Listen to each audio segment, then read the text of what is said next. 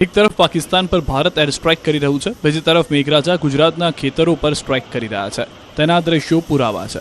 ગીર સોમનાથમાં જાણે ચોમાસું બેસી ગયું હોય તેવા દ્રશ્યો જોવા મળી રહ્યા છે. અહીં માવઠાએ એવો કહેર વરસાવ્યો કે નદીમાં ધસમસતું પૂર આવ્યું, રોડ બ્લોક થઈ ગયો. વેરાવળ તાલાલાના ગ્રામ્યમાં કમોસમી વરસાદથી તારાજી સર્જાઈ. માથાસુલિયા, લુંભા, કોડીદ્રા, ખંડેરી સહિતના ગામોમાં ધોધમાર વરસાદ પડ્યો.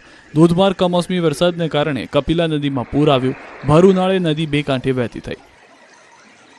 આ બાજુ ગીર સોમનાથના તાલાલા ગીરના ગ્રામ્ય અને કોડીનારના ગ્રામ્યમાં પણ આફત ત્રાટકી. જાવંત્રી, પાણીકોઠા, લીમધરા, કાંટાળા, અરણેજ, ભુવાવાડ સહિતના ગામોમાં ગાજવીજ સાથે વરસાદ પડ્યો. સતત 5મા દિવસે અનરાધાર વરસાદથી ખેડૂતોને નુકસાન થયું. જૂનાગઢના માણાવદરમાં તો જાણે ચોમાસું બેસી ગયું હોય તેવું લાગે છે. માણાવદરમાં 2 કલાકમાં 1.5 ઇંચથી વધુ વરસાદ ખાબકતા રોડ પર નદીઓ વહી. બપોર પડતા જ કમોસમી વરસાદ તૂટી પડ્યો. ધોધમાર વરસાદ પડતા લોકોને બફારા અને ગરમીથી છુટકારો મળ્યો. બાળકોને નહાવાની મજા માણી હતી. બીજી તરફ ખેડૂતોના જીવ અદ્ધર થઈ ગયા. આ બાજુ અમરેલીમાં પણ આફત ત્રાટકી. અમરેલીના ધારી ગીર પંથકમાં સતત 5મા દિવસે કમોસમી વરસાદ ખાબક્યો.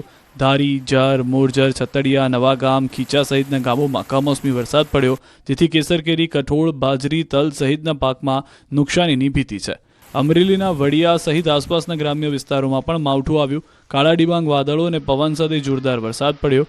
વડિયા, મોરવાડા, બરવાડા, બાવળ, હનુમાન, ખીજડીયા, સાથરી સહિતના ગામોમાં કમોસમી વરસાદથી ખેડૂતોના ખેતરોમાં પાકનો સોથ વળી ગયો. વરસાદને પગલે લોકોને ગરમીથી રાહત મળી. ભાવનગર શહેરમાં પણ માવઠાએ માજા મૂકી છે. શહેર સહિત જિલ્લામાં બપોર પછી વાતાવરણમાં અચાનક પલટો આવ્યો અને સાંજ પડતા શહેરમાં ભારે પવન અને ગાજવીજ સાથે જોરદાર વરસાદ પડ્યો. વીજળીના કડાકા ભડાકા સાથે શહેરમાં જોરદાર વરસાદ પડ્યો. ધોધમાર વરસાદ પડતા વાતાવરણમાં ઠંડક પ્રસરી.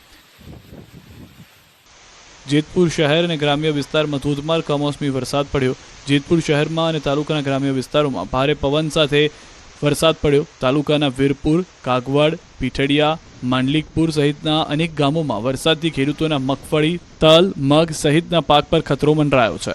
ગોંડલ પંથકમાં પણ ગાજવીજ સાથે માવઠું ત્રાટક્યું હતું. ગોંડલ તાલુકાના મોવિયા ગામે ધોધમાર કમોસમી વરસાદથી રોડ પાણી થયા. માત્ર 20 મિનિટમાં 1 ઇંચ કરતાં વધુ તોફાની વરસાદ પડતા ચોમાસા જેવો માહોલ જામ્યો હતો. તોફાની વરસાદને લઈને રસ્તાઓ પર નદી વહી.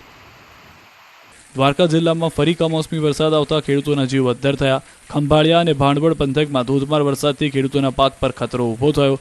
માવઠાથી ઉનાળુ પાક લેતા ખેડૂતોની ચિંતામાં વધારો થયો. બીજી તરફ હવામાન વિભાગે આગામી 3 દિવસ વરસાદી માહોલ યથાવત રહેવાની આગાહી કરી. 3 દિવસ રાજ્યભરમાં ઝાપટા પડતા રહેશે. થંડરસ્ટોર્મ એક્ટિવિટી થશે. સાથે જ 7 દિવસમાં 3 થી 5 ડિગ્રી તાપમાન વધી જશે. તો ચોમાસાને લઈને સૌથી મોટા સમાચાર આવ્યા. 27 મેએ કેરળમાં બેસી શકે છે ચોમાસું. હવામાન વિભાગે જાહેર કરી ચોમાસાની તારીખ. અનુમાનમાં 4 દિવસ વધઘટ સંભવ. ગયા વર્ષે 30 મેએ બેઠું હતું ચોમાસું. છેલ્લા 20 વર્ષમાં 19 વખત સાચી પડી છે તારીખ.